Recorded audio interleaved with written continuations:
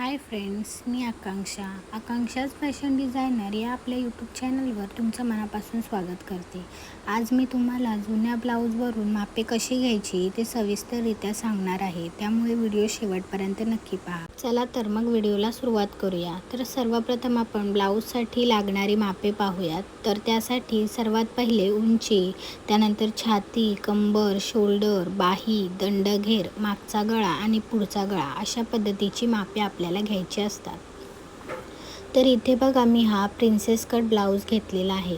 तर तुम्हाला इथे हे शिकायला मिळेल की 4 टक्स ब्लाऊजसाठी प्रिन्सेस कट ब्लाऊजवरून मापे कशी घेतली जातात. आता इथे बघा, या ब्लाऊजची हुक मागच्या साईडने आहेत.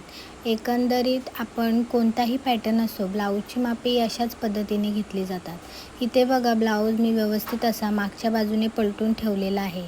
आता इथून आपल्याला काय करायचं आहे, शोल्डरचे जॉईंट व्यवस्थित पकडून म्हणजे व्यवस्थित करून तिथून आपल्याला ब्लाऊजची उंची मोजायची असते. आता इथे ब्लाऊजची उंची मोजण्यासाठी मी वरच्या शोल्डरच्या जॉईंटला टेप लावली आणि ब्लाऊज जास्त न खेचता जी आहे तशी उंची मोजली. आता इथे बघा, या ब्लाऊजची उंची 12 आहे. आता इथे बघा, कस्टमरच्या हाईटनुसार तुम्ही 1 ते 2 इंचापर्यंत उंची वाढवू शकता. आता या ब्लाऊजची उंची 12 आहे, तर मी याच्यामध्ये अर्धा इंच ॲड करून 12.5 अशी या ब्लाऊजची उंची घेणार आहे. तुम्ही तुमच्या आवडीनुसार किंवा कस्टमरच्या आवडीनुसार याच्यामध्ये उंची ॲड करू शकता. इथे मी मागच्या गळ्याचं माप घेत आहे. इथे बघा, शोल्डरपासून मी टेप ठेवली आणि तिरपी टेप ठेवून मी मागच्या गळ्याची उंची मोजली. आता इथे या गळ्याची उंची आहे 9.5. आता इथे हा डीप नेक आहे, तर डीप नेकनुसार शोल्डर किती घ्यावे किंवा आर्महोल किती घ्यावं याचं मी तुम्हाला कटिंग करताना सविस्तररित्या सांगणार आहे. ही बघा, ही ब्लाऊजची समोरची साईड आहे. जशी आपण मागच्या गळ्याची उंची मोजली ना, तशीच आपण पुढच्या गळ्याची पण उंची मोजून घ्यायची आहे. तर बघा, या ब्लाऊजचा पुढच्या गळ्याची उंची 6.5 आहे, तर मी इथे लिहून घेतली. तुम्हाला सोप्यात सोप्या पद्धतीने ब्लाऊजची कटिंग आणि स्टिचिंग शिकायची असेल तर तुम्ही माझ्या चॅनलला सबस्क्राईब करून ठेवा आणि बेल आयकॉन प्रेस करायला विसरू नका, जेणेकरून नोटिफिकेशन्स तुमच्यापर्यंत पोहोचतील. आता इथे बघा, मी ब्लाऊजच्या सेंटरला टेप ठेवून छातीचा चौथा भाग मोजून घेणार आहे. आता इथे छातीचा चौथा भाग आहे 8.5. ब्लाऊज न खेचता जो आहे तसाच आपल्याला छातीचा चौथा भाग मोजून घ्यायचा आहे. आता इथे छातीचा चौथा भाग हा 8.5 आहे, त्यामुळे आपली पूर्ण छाती ही 34 इंच आहे. आता इथे बघा, मी परत एकदा कन्फर्म करून घेत आहे की आपली छाती बरोबर 34 इंच आहे की नाही. तुम्ही पण अशा पद्धतीने परत कन्फर्म करू शकता. आता इथे बघा, मी बाहीची लांबी मोजून घेते. जिथून आपण बाही जॉईन केले तिथून पुढे. आता या बाहीची उंची बघा 4 इंच आहे, तर याच्यामध्ये मार्जिन किती ॲड करायचं हे तुम्हाला मी कटिंगमध्ये सांगते. आता इथे लगेचच मी दंडघेर मोजून घेत आहे. आता या ब्लाऊजचा दंडघेर आहे 4.25.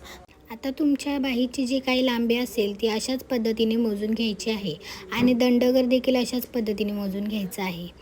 इथे बघा, आता आपण कंबर मोजून घेणार आहोत. जसा तुम्ही छातीचा चौथा भाग काढला तसाच कमरेचा देखील चौथा भाग काढू शकता, पण मी जसं मोजते तशा पद्धतीने जर तुम्ही कमरेची माप घेतली तर तुमचा ब्लाऊज फिटिंगला अगदी परफेक्ट बसतो. इथे बघा, हुक पुढच्या साईडला असो किंवा मागच्या साईडला असो, हुक खोलून आपल्याला पूर्ण कमरेची लांबी मोजून घ्यायची आहे. आता असं केल्याने ब्लाऊजला परफेक्ट फिटिंग बसते. इथे बघा, कमरेची लांबी ही 26 इंच आलेली आहे, म्हणजेच कमरेचा चौथा भाग हा 6.5 इंच आहे. तर लगेच तिथे लिहून घ्यायचं आपल्याला. अशा प्रकारे माप घेऊन तुम्ही कमरेचा चौथा भाग हा काढू शकता. आता इथे बघा, मी ब्लाऊज व्यवस्थित असा ठेवून जिथून आपण बाही जॉईन केली आहे, तर एका जॉईंटपासून दुसऱ्या जॉईंटपर्यंत आपल्याला शोल्डरचं माप घ्यायचं आहे. तर इथे बघा, शोल्डर हा 9 इंच आहे, तर त्याच्यामध्ये आपल्याला प्लस मार्जिन ॲड करायचं असतं. ते मी कटिंगच्या वेळेला तुम्हाला सांगणार आहे.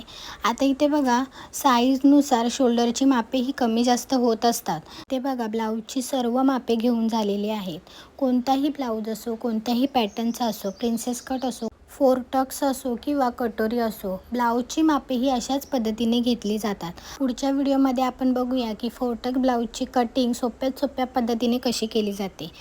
असेच नवनवीन व्हिडिओ पाहण्यासाठी चॅनलला लाईक करा, शेअर करा आणि सबस्क्राईब करायला विसरू नका. धन्यवाद.